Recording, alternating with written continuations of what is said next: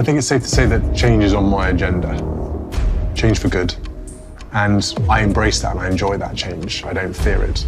Royal Ascot had barely settled into its celebrated rhythm when Prince William made a decision no one inside the enclosure expected. After a heated outburst from Meghan left Princess Kate fighting back tears, the future king ordered the royal party's participation to stop. Conversations died, officials froze, and one of Britain's grandest occasions suddenly became the setting for a family confrontation that could no longer be concealed behind smiles, ceremony, or palace protocol. Before we go deeper into what this really means for the royal family, make sure to subscribe so you don't miss a single update. William had arrived beside Catherine, prepared to offer the calm, united presence expected from them. Royal Ascot is the monarchy's annual horse racing gathering, where the royal procession presents family unity before guests. Every greeting mattered, every expression carried weight. Yet Meghan's unexpected presence had already unsettled aides, because they knew old family wounds could turn one careless exchange into a public crisis. Meghan moved toward Catherine, near the royal enclosure, the reserved area where members of the royal family and invited guests watched the races. She asked why years of exclusion and silence had been allowed to stand between them. Kate answered softly, trying to keep the conversation private, but the Duchess pressed harder. She accused the princess of hiding behind palace rules, while another woman carried the blame. Catherine's face changed, her hand tightened around a chair, and tears gathered before she could turn away. William saw everything. The prince stepped between them, his controlled smile disappearing as he asked Meghan to stop. When she insisted she deserved an answer, he looked toward the senior Ascot official and issued an order no one expected. Halt the royal procession and suspend the family's scheduled appearance. The procession is the formal carriage entrance that opens the royal part of the day, making his decision impossible to dismiss as a minor change. Silence struck the enclosure. William removed his name badge, placed it firmly on a nearby table, and declared that no ceremony would continue while his wife was being publicly humiliated. Catherine whispered that she did not want the occasion destroyed because of her, but he refused to move. Officials rushed toward the course entrance as confused guests watched the royal program collapse. Harry finally stepped forward, stunned by how quickly the confrontation had escalated. Meghan remained rigid as Catherine was guided toward the private royal suite. Then an aide leaned close to the Duke and delivered a warning. William intended to confront them both before anyone left the grounds. The procession had stopped, but behind the closed doors of the royal suite, the real confrontation was only beginning.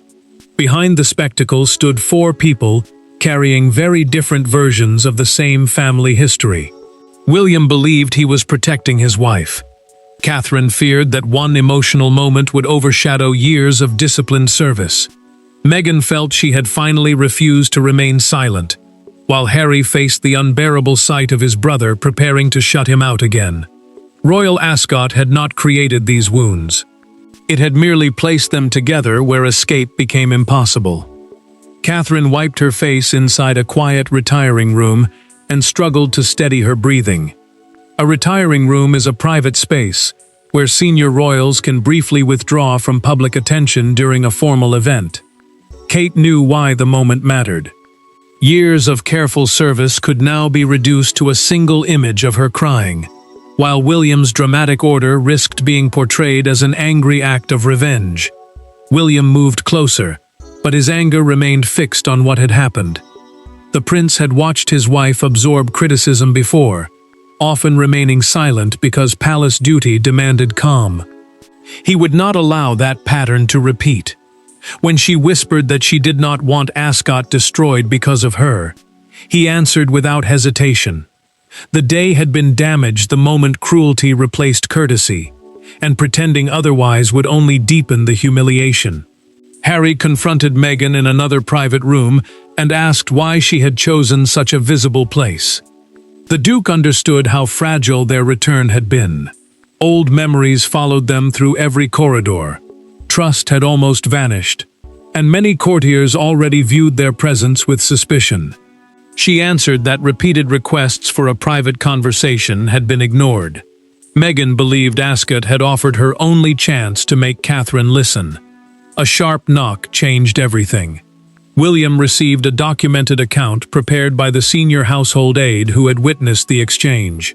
Two race officials had also overheard the confrontation near the enclosure. The palace could no longer dismiss the incident as confusion, or quietly reshape it into a harmless misunderstanding.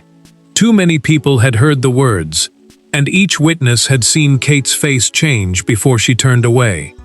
Catherine then broke her silence during a private conversation with her husband. She repeated the sentence that had shattered her composure. Meghan had accused her of using silence as a weapon, while allowing another woman to carry the blame for their broken relationship.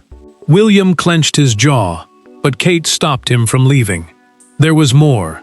Weeks earlier, the Duchess had warned her that unanswered questions would eventually be asked somewhere she could not escape. That warning had now come true. Yet to understand why Meghan had chosen those exact words, the story had to return to a private dinner where one request, one refusal, and one chilling promise made reconciliation quietly impossible. The explosion at Ascot began weeks earlier, far from the crowd, and without a camera in sight. During a private family dinner at Windsor, Meghan made a direct request. She wanted Catherine to publicly acknowledge that palace silence had deepened the hostility surrounding her departure. Kate refused to accept responsibility for decisions she said were never hers to control. A glass was set down, a chair moved back. From that instant, reconciliation became a countdown. William had agreed to the dinner because the family's summer engagements were approaching, and another public clash could damage every appearance that followed. Senior courtiers, trusted palace officials who advise royals and manage formal duties, were deliberately excluded. Only the two couples sat together. Harry believed privacy would encourage honesty, while the prince hoped it would prevent old resentment from escaping into public view. Catherine entered determined to establish one clear boundary. Private disagreements had to remain private, and royal occasions could never become stages for settling family grievances. That mattered because every shared engagement would place them before crowds expecting unity. Kate knew one uncontrolled confrontation could overshadow months of charity work and make their personal feud appear more important than their public responsibilities. Meghan listened before asking for something far more personal. She wanted the princess to release a statement defending her against years of criticism and admitting that palace silence had increased the hostility. Catherine's expression tightened. She replied that she could not confess to directing a palace operation she had never controlled. The Duchess called that answer another escape, insisting that silence still protected one woman while leaving the other exposed. Harry leaned toward William and urged him to acknowledge the damage caused when senior royals refused to speak. The Duke argued that consequences remained real even when silence was presented as duty. William answered that his wife could not be forced to carry the monarchy's entire history on her shoulders. The future king warned his brother that demanding a false confession would not create peace. It would simply replace one injury with another. Meghan then looked directly at Catherine and delivered the sentence that changed everything. "Then I will ask you where you cannot walk away." Kate pushed back her chair, visibly shaken, while the prince immediately ended the dinner. Harry called after his brother, but William guided his wife from the room without answering. The attempt at reconciliation had become a warning. A household aide documented the failed meeting that night in a confidential briefing, a private written record used to alert senior staff to serious risks. The aide recommended keeping both couples separated at major appearances, including Royal Ascot. Yet someone quietly overturned that warning before the event and allowed Meghan to approach Catherine without protection. That unanswered decision followed William into the private Ascot suite. where restraint disappeared and anger finally took control. When the door of the Ascot suite closed, titles ceased to offer protection. William stood between Catherine and the couple he believed had deliberately cornered her. Harry demanded that his brother lower his voice. Meghan refused to apologize for asking a question she considered long overdue. Then Kate, still tearful but no longer silent, interrupted them all. What she said transformed the argument from another family quarrel into a devastating reckoning over trust, loyalty, and intention. William locked his attention on Meghan as the four stood without aides or security officers between them.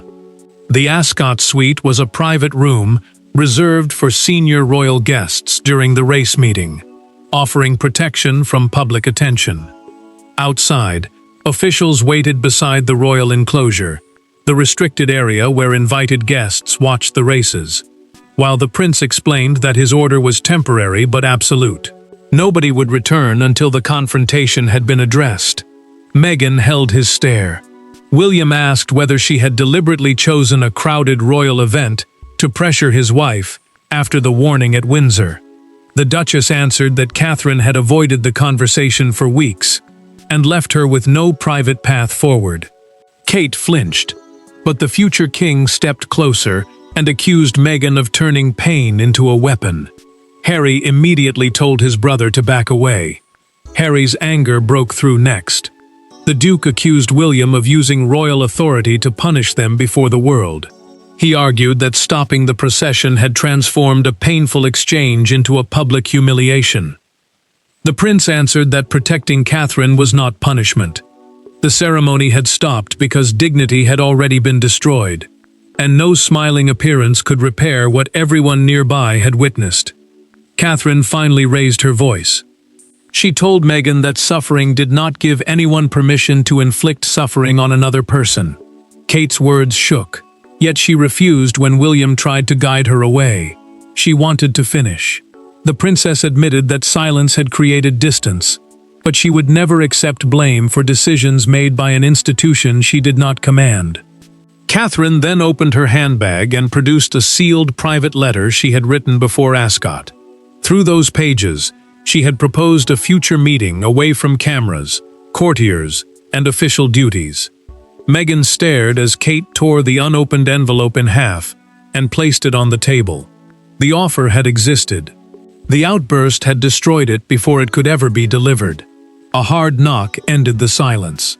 King Charles had received a documented account of the confrontation, and his private secretary was waiting outside.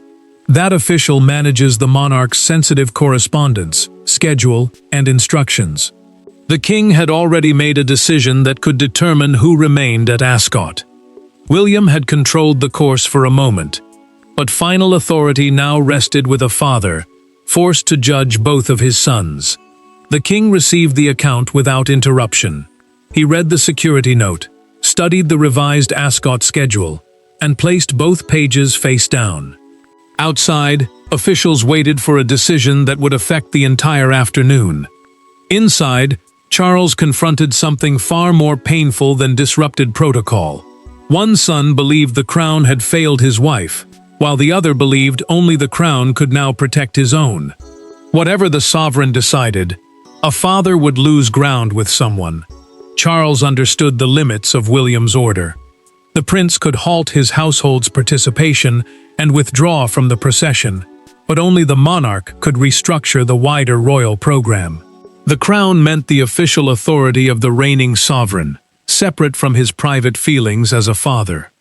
That authority also allowed the king to decide who could remain inside the royal enclosure, the restricted Ascot area reserved for senior guests. William entered with anger still burning beneath every word. He described Catherine gripping the chair, fighting tears, and trying to remain composed, while Meghan accused her of using silence as a weapon. The future king insisted that continuing the procession would have demanded a false smile from his wife moments after she had been humiliated. Charles listened, then quietly asked whether the halt had been protective or retaliatory. William did not hide from the question. He admitted that anger had influenced his decision, but he refused to regret stepping between Catherine and another public attack. The prince said protection sometimes required action before ceremony. Charles removed his glasses and rubbed his eyes. Harry's pain had haunted the family for years, yet the heir's duty now demanded boundaries. The monarch could feel both sons slipping farther apart. A written access plan suddenly changed the direction of the discussion. The documented schedule showed that Meghan had originally been assigned a separate route through the enclosure. A junior liaison, a staff member responsible for coordinating movements between guests and officials, had changed that route after misunderstanding permission for a private greeting. The Duchess had been guided directly into Catherine's path, despite the earlier warning from Windsor. Charles made his decision. The Ascot meeting would continue, because cancelling everything would turn a private dispute into an international spectacle.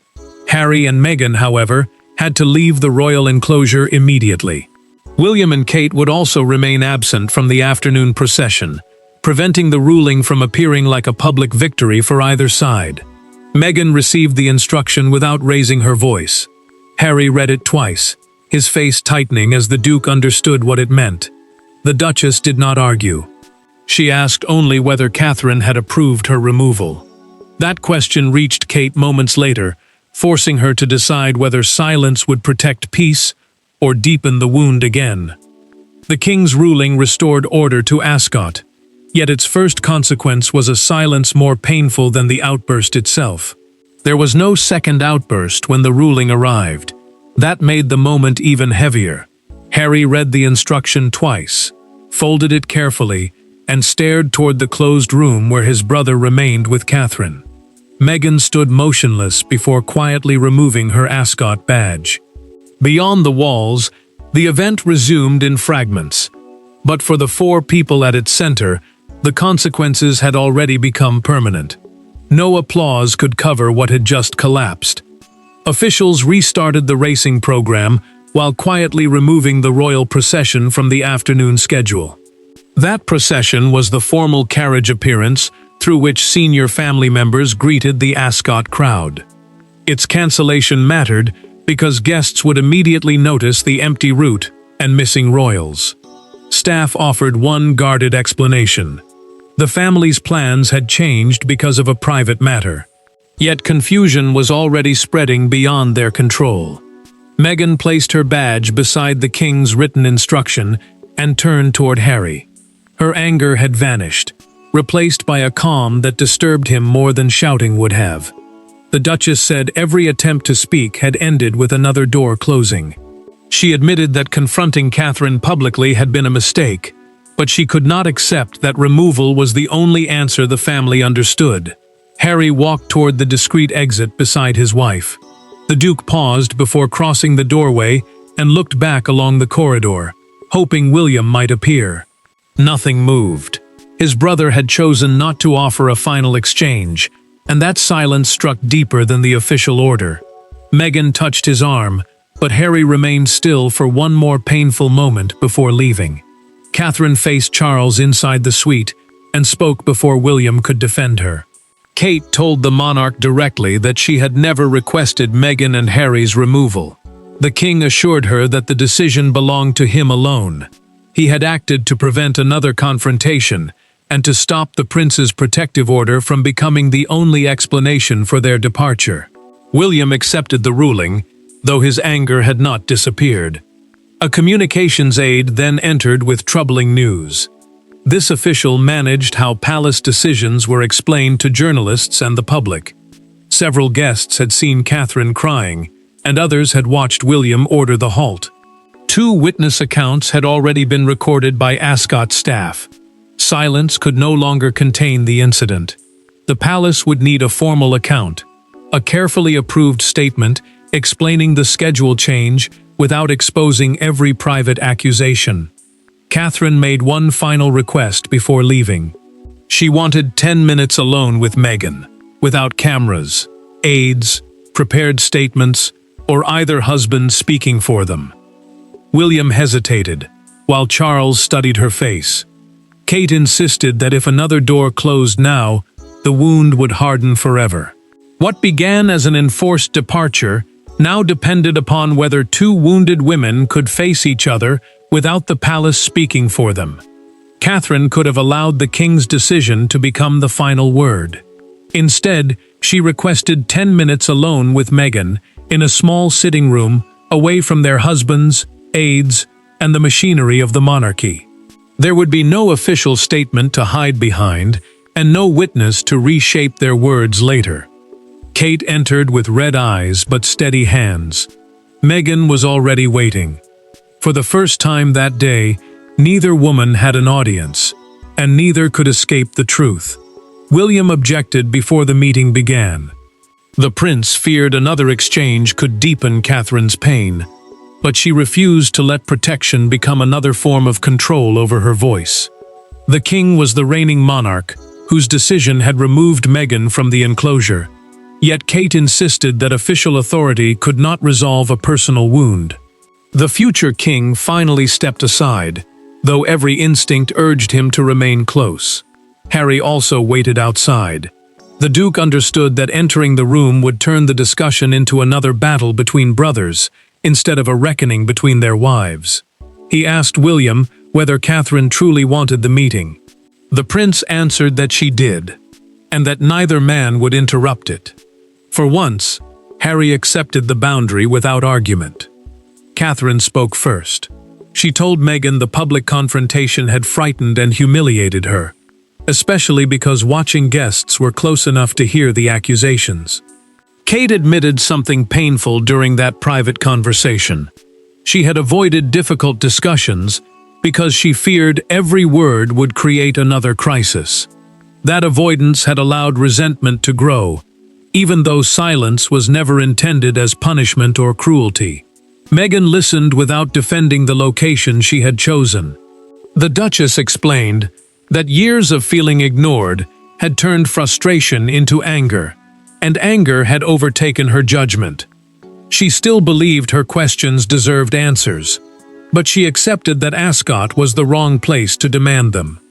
Catherine had not deserved to be cornered before strangers, and Meghan finally said the words Kate had not expected to hear. "I am sorry." Catherine accepted the apology, but she did not offer an easy restoration of trust.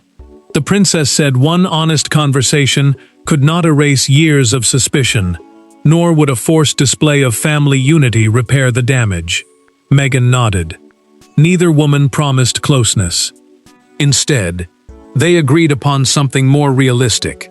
Future contact would happen privately and directly, without public pressure, anonymous briefings, or husbands carrying messages between them. The door opened quietly. Kate left first, while the Duchess followed minutes later through another corridor. Outside, William and Harry remained apart, each searching his wife's expression for an answer. Then, a palace aide approached with alarming news. A photograph of William halting the procession was already dominating broadcasts, and the palace had only minutes to explain the day before speculation defined it. Their private truce brought emotional clarity. But outside Ascot's gates, the world had already formed its own verdict. By evening, one image had replaced the horses, hats, and celebrations associated with Royal Ascot. It showed William standing rigid beside the enclosure entrance, one hand raised toward an official, while Catherine turned away behind him.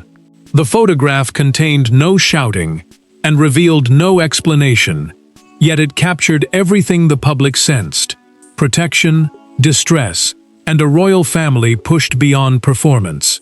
Within hours, the halted procession became a national argument about duty, marriage, power, and emotional boundaries. Buckingham Palace released a concise written statement before the evening broadcasts. The palace is the monarch's central working headquarters and the main source of official royal announcements. Its statement confirmed that William had withdrawn from the scheduled procession, following a private family disagreement. It also declared that the king had authorized changes to the program, making clear that the decision had moved beyond one husband's anger. Broadcasters divided their coverage between power and pain. Royal commentators examined the constitutional symbolism of an heir interrupting a public appearance. Constitutional symbolism means the message created when a future monarch uses his position during an official event. Others focused on the simpler truth. The prince had seen his wife crying and stopped everything. One decision now carried two meanings: authority before the nation and protection inside a marriage. William watched the coverage beside Catherine and grew uneasy as the same image appeared repeatedly. The future king feared that his intervention had turned her tears into the defining story of the day. Kate admitted that she felt exposed, yet the princess refused to feel ashamed. Her pain was real, and she would not apologize because strangers had witnessed what the family normally concealed. Harry faced a different version of the story. Commentators described his departure with Meghan as a royal expulsion, suggesting the couple had been pushed from Ascot in disgrace. The Duke reached for his phone, ready to answer publicly, but the Duchess stopped him. She reminded Harry that another angry statement would destroy the private boundary she had just established with Catherine. For once, he placed the phone down. Crowds gathered outside Buckingham Palace around stands carrying the evening newspapers. One front page displayed the frozen Ascot photograph, beneath 5 words printed in enormous letters: "He stopped the royal show." People argued over whether William had shown courage or abused his power. The image offered no easy answer, and that uncertainty made it impossible to ignore. A leading broadcaster delivered an even sharper verdict during the evening bulletin, calling Ascot the day private pain defeated public ceremony. The phrase shifted attention away from royal rivalry and toward the human cost of maintaining perfect appearances while a family fractured beneath them. Charles heard that verdict before summoning both sons separately. The monarch wanted no joint confrontation and no rehearsed defense. The king intended to end the cycle with firm consequences. Public opinion had crowned heroes and villains within hours, but the family's lasting verdict would be delivered behind palace doors. Royal Ascot resumed, but the family that left it was not the family that had arrived. William's dramatic halt did not heal old wounds, nor did Meghan's apology erase the pain caused by her outburst. Yet the day forced every person involved to abandon one dangerous illusion: that silence could preserve unity forever. By nightfall, clear boundaries had replaced forced smiles, private accountability had replaced public performance, and Catherine had reclaimed the right to speak for herself. Charles met William alone and acknowledged that protecting Catherine had been understandable. The king also warned that royal authority, the official power carried by a senior member of the monarchy, could never become a weapon used impulsively during family disputes. The prince accepted the criticism. He understood that stopping the procession had defended his wife, but anger had shaped how he exercised that power. William later apologized to Catherine for making such a serious decision without first asking what she wanted. The future king admitted that fear had overtaken judgment when he saw her crying. Kate thanked him for standing beside her, yet she made one boundary clear: protection must never silence the person being protected. Any future decision affecting the princess would include her voice. Charles delivered an equally difficult message to Harry. The monarch acknowledged that years of silence had deepened the Duke's pain, but no grievance justified humiliating another person during a public royal event. Harry listened without interruption. He finally understood that demanding recognition through confrontation had created the rejection he feared most. Harry then admitted to Meghan that leaving through the private exit had felt like losing his family again. The Duchess accepted responsibility for triggering the confrontation and refused to defend her outburst publicly. Meghan's apology did not erase the damage, but her silence that evening was no longer avoidance. It was restraint, a choice to protect the fragile boundary she had established with Catherine. Charles approved a permanent arrangement separating family reconciliation from official engagements. Those engagements are scheduled appearances performed on behalf of the monarchy. Future meetings between the couples would happen privately, voluntarily, and without being attached to ceremonies or public duties. No cameras, no forced smiles, no emotional ambushes. Catherine kept one half of the torn letter. Kate did not preserve it as a promise that closeness would return. She kept it as a reminder that compassion needs boundaries, honesty requires courage, and reconciliation cannot survive without mutual respect. William's halt therefore carried a final meaning. Meghan faced accountability. Harry confronted the cost of renewed conflict. Catherine recovered her agency, while the prince learned that love must listen as fiercely as it protects. The races continued and the crowds departed, but Ascot's legacy was final. Ceremony could be paused, appearances could be sacrificed, and even the crown had to yield when human dignity was at stake. Thanks for watching. Please don't forget to like and subscribe, and we will see you in next one.